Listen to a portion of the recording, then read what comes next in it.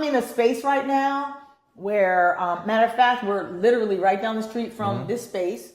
I have like 8 employees, 7 full-time, 2 part-time, so 9 employees.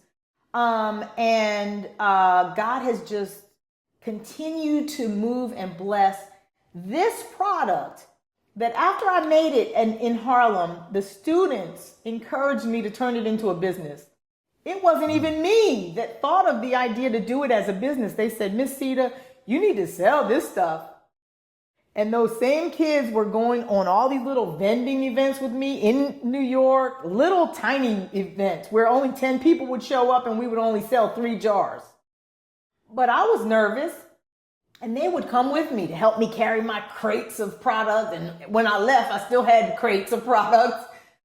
But they would be at the table, and when people would walk by, they would say, come here, you got to try this. This stuff works. You got to try this product. It is so good. And I was like, they were giving me courage. And I was like, wow, Lord, I thought, you sent me to Harlem to inspire them. And they're turning around and inspiring me. And I didn't know how to do an e-commerce website. Oh, Miss Sita, they got free websites out here. So I was getting help from the people that I was sent to help. So what will your legacy be now?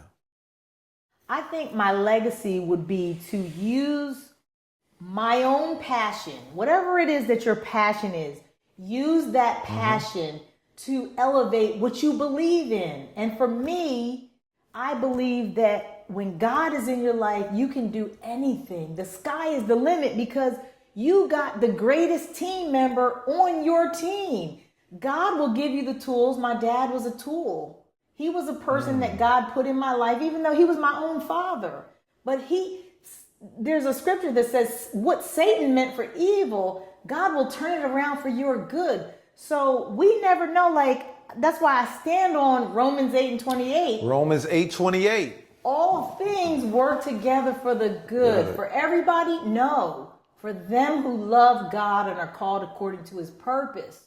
So I knew I love God. So even the bad things, even the lawsuits, even the almost losing my house and having to put tenants in my house for 8 years to rent half of my house so I could pay the mortgage.